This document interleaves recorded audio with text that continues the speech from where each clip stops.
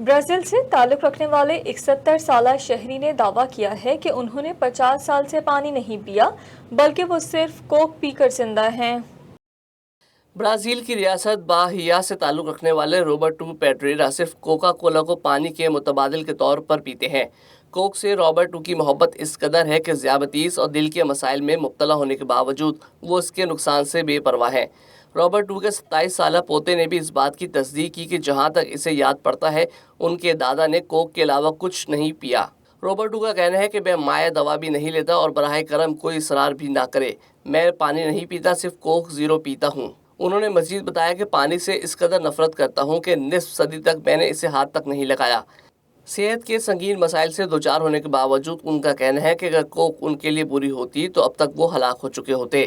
کتنے ہی ڈاکٹروں نے مجھے پانی پینے کی تجویز دی لیکن میں اس پر عمل نہیں کرتا۔ میں اپنی دوا بھی کوک کے ساتھ لیتا ہوں۔